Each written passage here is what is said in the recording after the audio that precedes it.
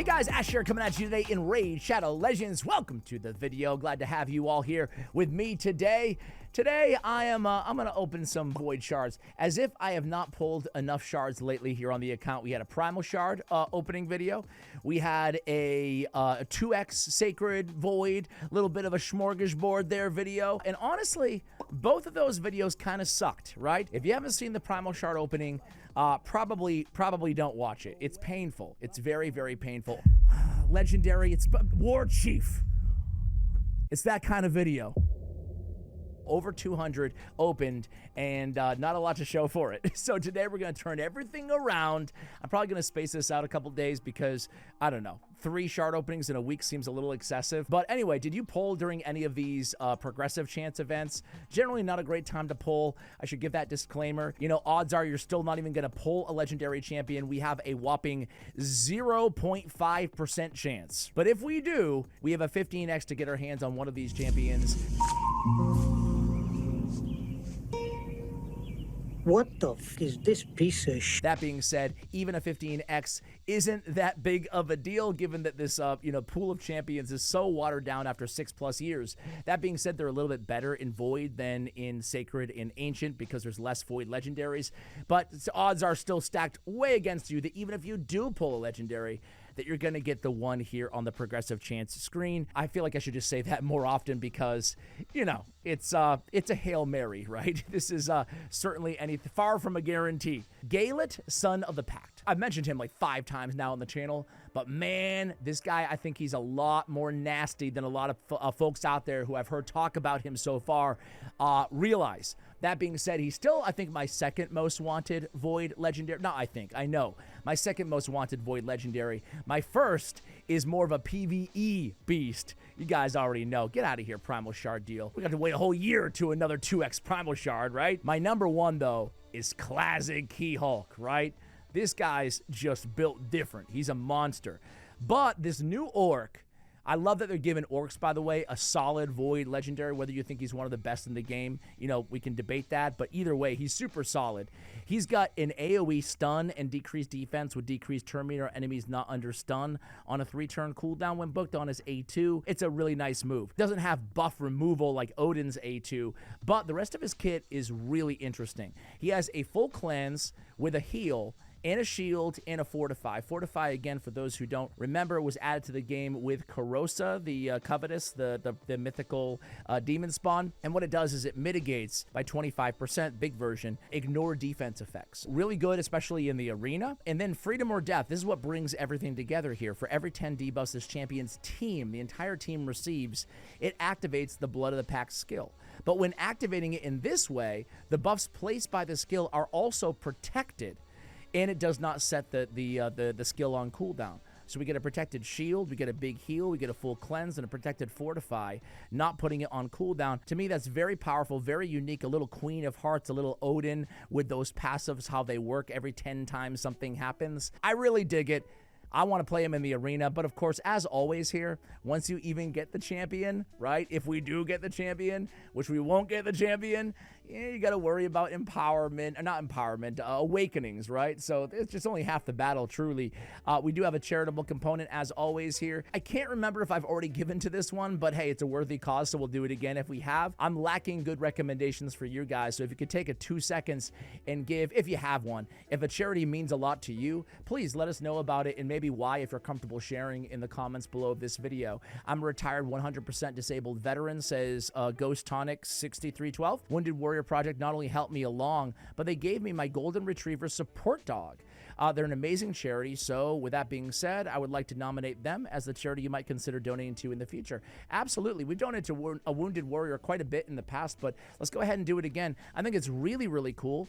I knew they gave like wheelchairs, and you can kind of see some of the video here that they're able to do to disabled veterans, for disabled veterans, but I love the idea that they gave this user a golden retriever support dog as well. Super cool. All right, so $100 per legendary if we even get any. We'll have at least $100. How about that? Are you ready? Here we go. We get Glen Sage Sith Robe. I'm trying to get my son into like more Christmas movies, you know?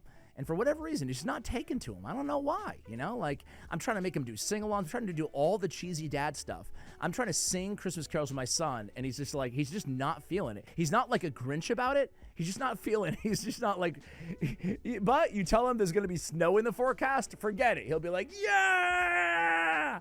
Sing a Christmas carol? No. Anyway, my favorite Christmas movie is Die Hard, obviously. Do you really think you have a chance against us, Mr. Cowboy?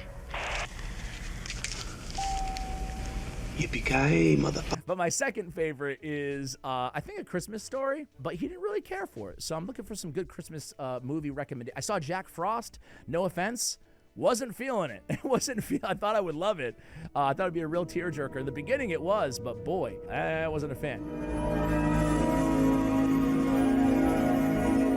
So maybe Santa Claus with Tim Allen, maybe Jingle All the Way with Arnold Schwarzenegger. All right, anyway, I digress. Fellhound, Harvester, Skirmisher, Ifrit, Malbranch, exactly what you'd expect during a non-2X event. That is no purple, no legendary gold, but we do get an Ashwalker. So, yeah, I mean, you can basically tell it's me inside that mask, right? Yeah, 100%, guaranteed. Let's get to the good stuff. Let's see all those mythicals. Rugnor, Gold Gleam, Skirmisher, Rock Beast, Sawai, Firstborn, Veteran. We've got a Dagger. We've got an Oxtrox, Spagosh, Boneglaive, Chevalier, Vanguard, and Huntress. All right, let's just keep it going here. Ostrox is not a bad champion at all, but, you know, I'm ready to talk about the legendaries, you know? Ashwalker, Cagebound, Tree Shield. I really love all three of these champions, honestly. Tree Shield, my favorite reviver, rare. Ashwalker, solid. And Cagebound, he has a little ally protection. A miniature version, but, you know, good at level 50 in Faction War or something like that. He's kind of an early game champion. Confessor, she is all right, okay? I always get Runekeeper Dazdurk, nice 25% turn meter fill, increased attack, and a little cleanse, or a big cleanse, too, on his A3. Underrated champion, 105 base speed, solid. T-Rex, Vanguard, Painsmith. Painsmith, man, he kind of clickbaited me. I maxed him. I'm not sure if I told this story before, but I maxed him. I was so excited about this video. I don't know. I can think of the title just now. This old school rare shocked me with his damage. Delete button on the thumbnail. Ooh, that would have been so good. Unfortunately, he sucked. I couldn't make the video. I just couldn't do it. Enemies killed by this kill cannot be revived. I saw the multipliers were pretty good on this, and it's a block revive ability for a rare champion. I got kind of excited about it, but it turns out it really just doesn't hit hard at all. So, you know, it's like, yeah, congratulations. A block revive on the A2 on a 3-turn cooldown. You know, I thought it'd be better than it was. Not even gonna say your name, man. I'm in too good of a mood today for you to bring me down, hair. All right, Chevalier. He looks like a little bit of a rare version of Leonardo at first glance. Real quick, no? When you see his... No. All right, I'll make room. So far, this has been absolutely everything you'd expect and less. Be right back. All right, guys, 41. Let's open the solo, get that out of the way with legendary or an epic or a Boro. All right, let's go with the 10. At least I'm helping my team in the clan versus clan, but of course, it's no personal reward. So, of course, we're going to win.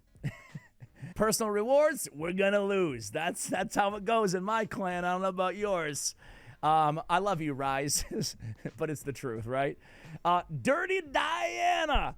I don't care what anybody says, man. I'm the #1 fan of Dirty Diana, just like I was #1 fan of Tagore back in the day when no one showed him any love either. Dirty Diana is way better than most people think. Decreased defense on her A1, big version. A ally attack, 2 allies, but a 3 freaking turn cooldown. It's her and Kreela Witch Arm. Talk about 3-turn cooldowns. Also, if they're under a decreased defense, the target, ignore 20% of the target's defense. A strong, hard-hitting AoE on the A3 as well. Very unique ally attacker and damage dealer hybrid. Really love her. Dawncaller Sabbatha, solid as well. Increased defense, increased attack on a 3-turn cooldown. A unique revive with 100% turn meter on the A3 as well. We get a Hollow. We get a Aella Life Braid. Not a bad little support champion. She's not one of the best Void epics out there, but a lot of people sleep on her. Pretty cool. She's more than just her passive, which is unique. Her passive has a 12% chance of activating an instant turn effect on a champion or an ally after using an active skill. Man, you put this on put this on a good legendary or mythical ability like this, that's a game changer. That being said, she's not trash, but, you know, she's a block debuffs and a heal. A big heal, though, on a 4-turn cooldown. And then she has an increased accuracy on all allies as well. Single target sleep, nothing to write home about. But honestly, increased accuracy, block debuffs, 2 turns, a big heal in the instant turns. You could do a lot worse, you know? She's not the best, but she's far from the worst Void legendary. Void epic. Bellower! Bulwark, man, this is a Bellower times 2. At least I only had 1 Harrier, you know what I'm saying? Seducer, Confessor, and Gala long braids. Oh, we already did this, didn't we? Confessor. She gets me every time. Whatever. I digress. I always think about that Barbarian rare when I see her, and I'm always wrong. Okay. Ragemonger, Ripper Fist. Come on, man. Cagebound. Ripper Fist again. Not even 1. You can't even pretend to give me something to get excited about. Yeah, I should close the game. Let me see if I can re-up 1 time. Be right back. Okay, Super Bonbon says, I think a good clan debate. That's what we do. We're so nerdy that we do clan debates. Then again, look at the nerd who's recording a video on Raid Shadow Legends. Am I one to talk? I think a good clan debate on which champion should not be empowered might be useful now. I'll go first. I think you should not, we're talking about mythicals, I think you should not empower 2 Galatheers. High Elves is a tough faction, but 2 keep everything resurrected, everyone resurrected and healthy, and CC'd as well. Also helps in Siege, is one of the most powerful champions. I agree with that. I can agree with that. I can get down with that. I think it depends. Oh, wow, there we go. Just when I thought I was out, they pulled me back in. Just when I thought I was out, they pulled me back in. Yeah, but you can make it definitely a compelling case that he is indeed that Star Sage is indeed a champion that you would not want to empower, right? He's just too powerful. He's too powerful to use. Like Bonbon mentioned in Siege, you could use him in Faction Wars, double teams like that as well. I mean, Tag Team Arena, come on, hello. The game mode nobody cares about or even thinks about. All right, here we go. This is it, man. I mean, I'm not going any more than this. We've got 8 individual pulls after this batch of 10, and that's going to be it. It might be an absolute donut offer. My luck is absolutely just atrocious lately here on the channel after that Primal Shard opening.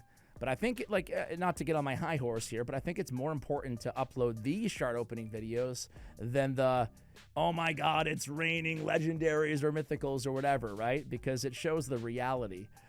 I learned a long time ago that I think it's more important, honestly, to post these where I get nothing. I'm trying to reverse jinx myself right now, by the way. Like, you know, when you get, when you have 4 shards left and there's no way you can pull a mythical, like, absolutely no way. It's the ab contest again. Scrapper and Seducer, head to head. There you go. Little entertainment for you. All right. Paragon, we have 2 more, ladies and gentlemen. Here we go. 2 more. 1 is a blue, and so is numero 2. All right, guys. Well, listen, we'll do $100 to the Wounded Warrior Project regardless. Thanks for taking the time again to leave those charity recommendations in the show notes below. Listen, we pulled what, 120, 30, 40 Void Shards, and absolutely nothing. It is what it is. Hopefully I can prevent you guys from making the same mistake one day. Much love. Thanks for watching, and as always, take care, guys. Interesting color. You pick it? Oh, no, the guy at the counter. Why? No, they say geniuses pick green. But you didn't pick it. Jack. Oh, yucky. What smells of old sour milk? Oh, poor Greg got spit up on by a baby. He didn't. Yeah. Yeah, he did, Mom.